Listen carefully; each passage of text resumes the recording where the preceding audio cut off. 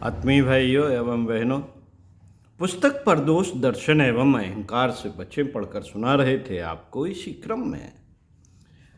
साथियों, विषय छिद्रान्वेषण न करें। सुनते हैं, आइए पढ़ते हैं। साथियों, रात और दिन की तरह, धूप और छांव की तरह, मिर्च और मिठाई की तरह इस संसार में दोनों ही प्रकार के कारण, पदार्थ तथा व्यक्ति मौजूद हैं। दोनों तरह के न रहकर वे एक ही प्रकार के हो जाएं तो संसार भिन्नता, विचित्रता और शोभा, संसार की भिन्नता, विचित्रता और शोभा नष्ट हो जाएगी। भिन्नता को हटाकर एकता स्थापित करने के लिए जो प्रयत्न हमें करने पड़ते हैं, फिर उनका कोई कारण न रहेगा। बाधाओं को हटाकर सुविधाएं उत्पन्न करने के लिए ही तो हमारे सारे प्रयत्न चलते हैं। यदि एक ही स्थिति निरंतर बनी रहने वाली हो तो फिर प्रयत्नों का कोई उद्देश्य ही ना रहेगा।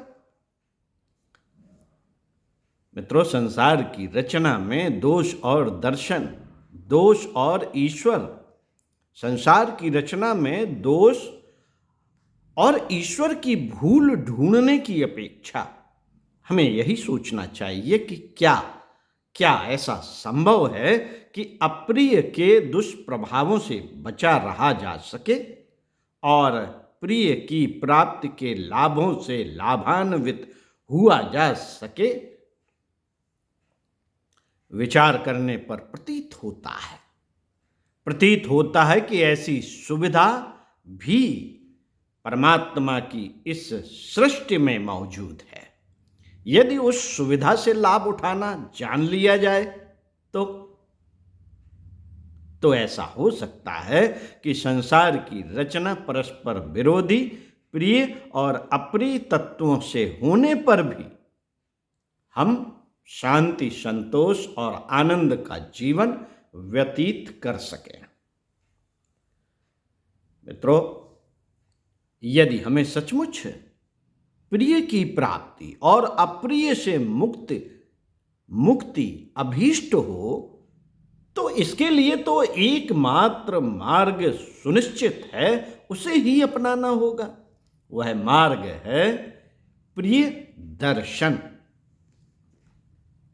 इस संसार में कोई भी व्यक्ति या पदार्थ न तो पूर्णतया बुरा है और न पूर्णतया अच्छा है। हर किसी में कुछ दोष हैं तो कुछ गुण भी। जिस प्रकार हम उसे देखते हैं उसी तरह का वह दिखने लगता है। विभिन्न स्थानों पर खड़े होकर एक ही वस्तु को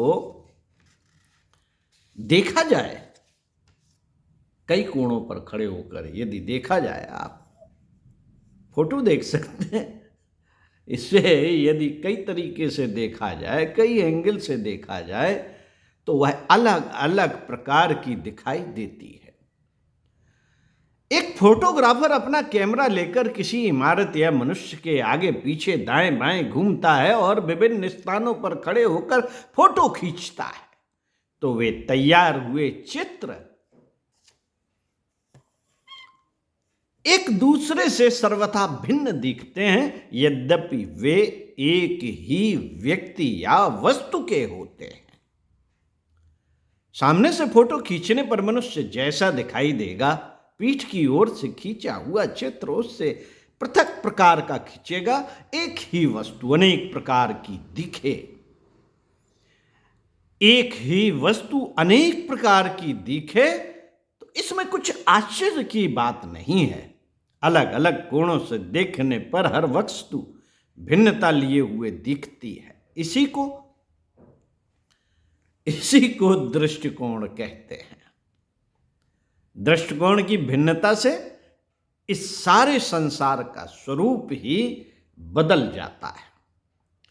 भागवत में वर्णन आता है कि जिस प्रकार कंस की राजसभा में श्री कृष्ण जी ने प्रवेश किया, उस समय वहां के सभासदों को वे वैसे ही दिखाई पड़े जैसा कि उनका सोचने का ढंग था। किसी को वे योद्धा, किसी को काल, किसी को ब्रह्म, किसी को बालक, किसी को त्राता आदि के रूप में दिखे। इसी प्रकार रामायण में वर्णन आता है कि सीता स्वयंवर में रामचंद्र जी ने जब प्रवेश किया तो वहां उपस्थित लोगों को वे उनके दृष्टिकोण के अनुसार परस्पर विरोधी अनेक रूपों में दिखे। इसमें कोई आश्चर्य जैसी कुछ बात नहीं है। यह सारा संसार सीता स्वयंवर की तरह है। यहाँ का हर आदमी हर वस्तु को अपनी भावना के अनुरूप देखता है और उसी में प्रसन्नता तथा अप्रसन्नता का अनुभव करता है। साथियों, एक ही वस्तु या एक व्यक्ति को कितने ही प्रकार से देखा जा सकता है। एक मनुष्य उसकी माता की दृष्टि में छोटा बालक, पत्नी की दृष्टि में प्रेमावतार, बच्चों की दृष्टि में वात्सल्यपूर्ण अभिभावक, मित्र की दृष्टि में प्राण प्रिय सहयोगी, शत्रु की दृष्टि में कालनेमी, दुकानदार की दृष्टि में ग्राहक और डॉक्टर की दृष्टि में रोगी, वकील की दृष्टि में मुवक्किल, अध्यापक की दृष्टि में छात्र दिखाई पड़ता है। मच्छर, जुएं, खटमल उसे रक्त से भरी एक टंकी समझते हैं। सिंह व्याघ्र की दृष्टि में वो एक अच्छा खासा स्वादिष्ट भोजन पिंड ही लगेगा। व्यक्ति एक ही है पर अनेकों को उनकी अपनी दृष्टि के अनुसार वह अनेक प्रकार का दिखता है। इन देखने वालों में से कोई भी भूल नहीं कर रहा, कोई भी भूल नहीं कर रहा है। सचमुच वह व्यक्ति इतनी विशेषताओं से युक्त है कि उसे जिस प्रकार समझा और देखा जाता है वह उन सभी दृष्टिकोण में फिट बैठता है।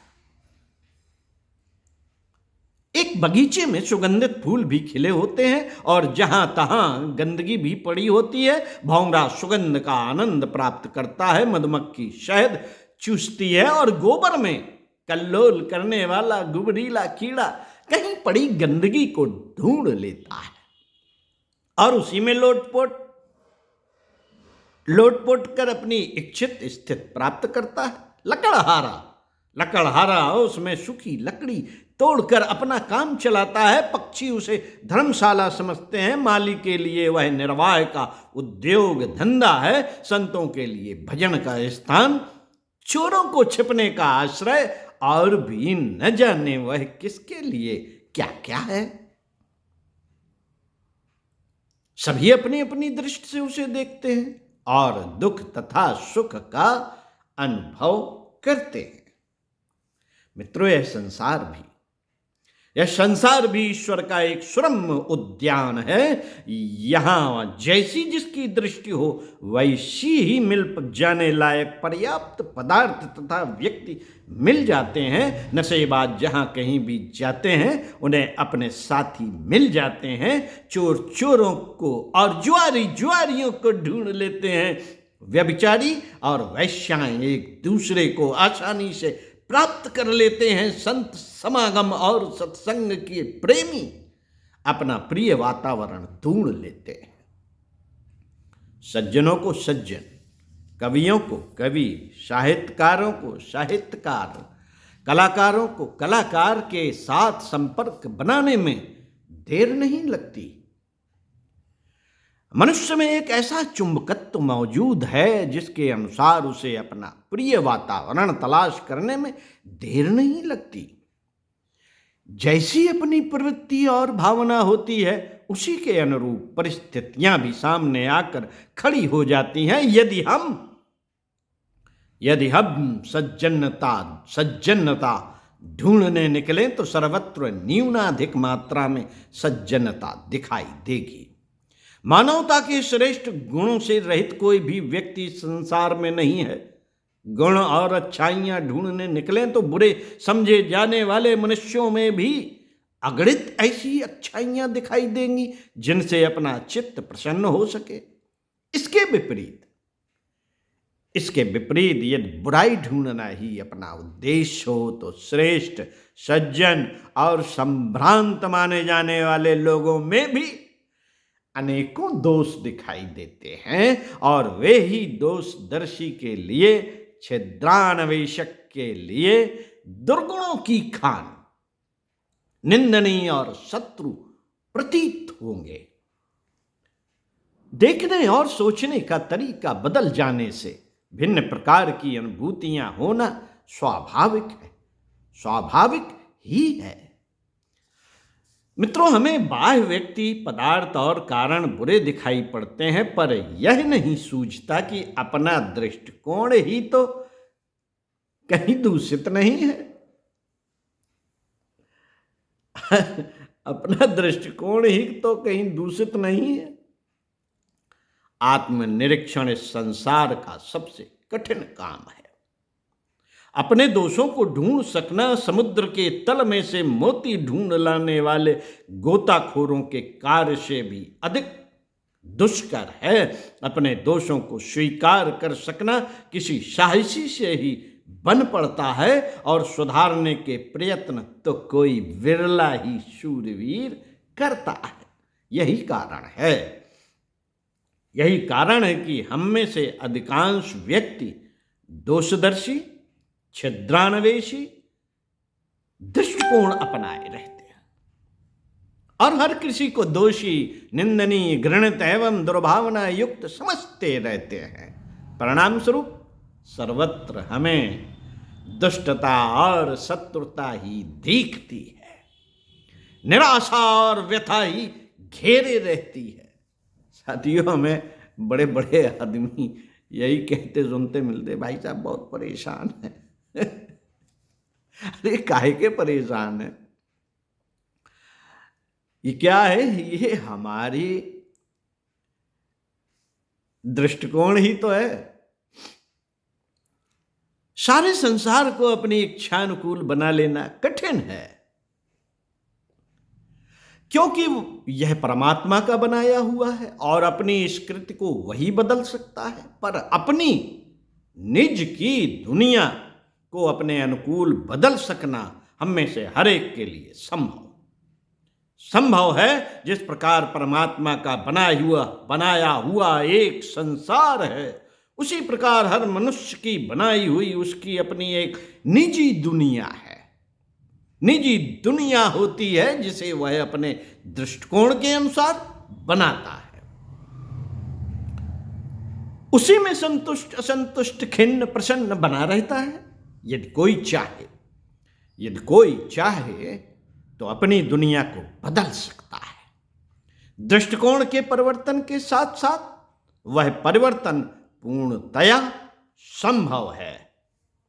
मित्रों, अपने प्रियजनों में भी जब हम दोष निकालने खड़े होते हैं तो वे अपने इतने भयानक दिखते हैं कि उनका तुरंत परित्याग कर देने या खून खच्चर करके बदला लेने की प्रतिहिंसा जागृत होती है अपने प्रियजनों में।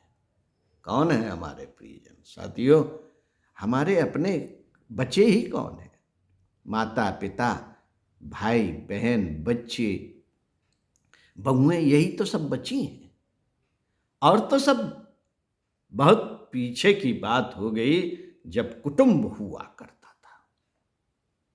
साथियों, जब हम अपने प्रियजनों में भी दोष निकालने खड़े होते हैं तो इतने भयानक दिखते हैं कि उनका तुरंत परित्याग कर देने या खून खच्चर करके बदला लेने की प्रतिहिंसा जागृत होती है। माता ने अमुक दिन चाटा मारा था, अपमान किया था। पिताजी ने अमुक आवश्यकता पूर्ण नहीं की थी। भाई ने उपेक्षा का व्यवहार किया था। भावज ने ताना मारा था। बहन ने चुगली की थी। स्त्री ने आज्ञा का उल्लंघन किया था। पुत्र ने अवज्ञा की थी। नौकर ने शिष्टता दिखाई थी। इस प्रकार की घटनाओं का स्मरण किया जाए तो वे एक के बाद एक असंख्यों सूझ पड़ेंगी जिन्हें हम दुर्भावना गिनते हैं। जिन्हें हम दुर्भावना गिनते हैं, संभव है उन लोगों के मन में वैसा भाव बिल्कुल ही ना रहा हो, पर अपनी रंगीन चश्मे वाली आंखों से तो उनका साधारण व्यवहार भी दुष्टतापूर्ण सूझ पड़ता है। ऐसी दशा में उन सबको शत्रु समझ लिया जाना स्वाभाविक ही है। आत्मीयता का अभाव होता चला जा रहा है।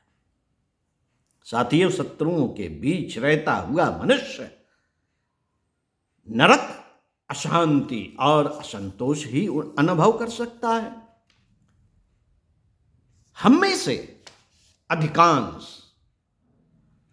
से अधिकांश के पारिवारिक जीवन आज ऐसे ही उद्विग्न बने हुए हैं।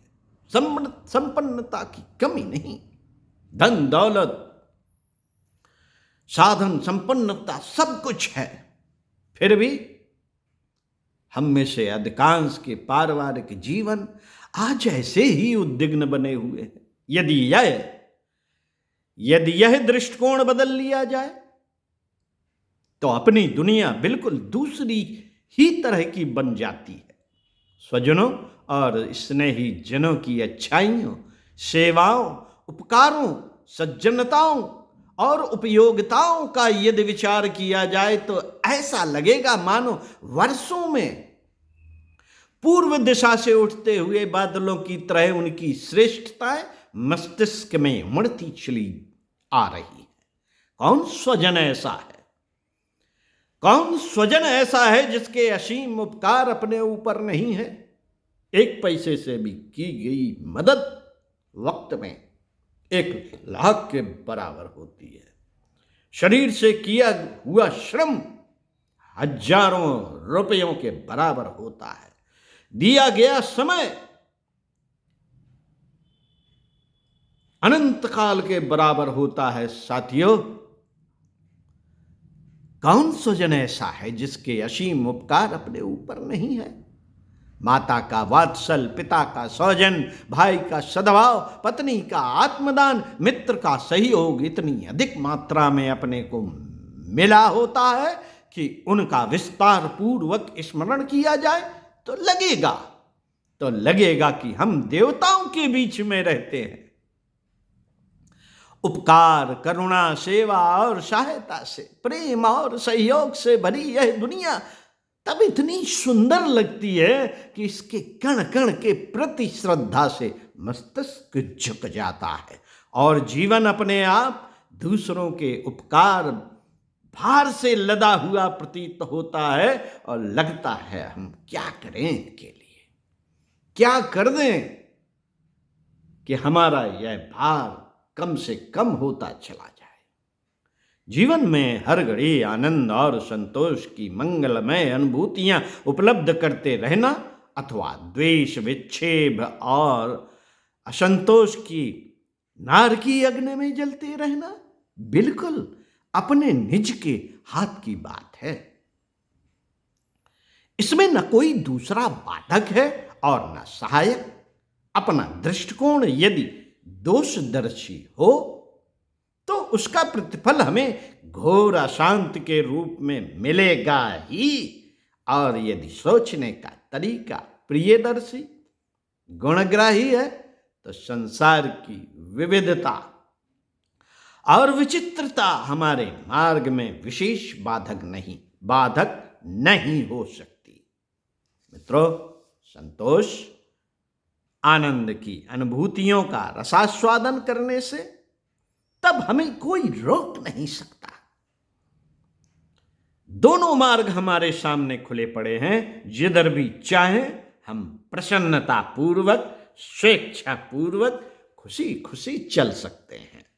चुनाव तो हमें ही करना है। ओम शांति। साथियों, इस पर चिंतन, मनन, स्वाध्याय, सत्संग करने की आवश्यकता है और निश्चित ही हम अच्छे व्यक्ति हैं। आगे आपको इसी क्रम में पढ़कर सुनाएंगे, अहंकार का परित्याग कीजिए। ओम शांति। सुनते रहिए।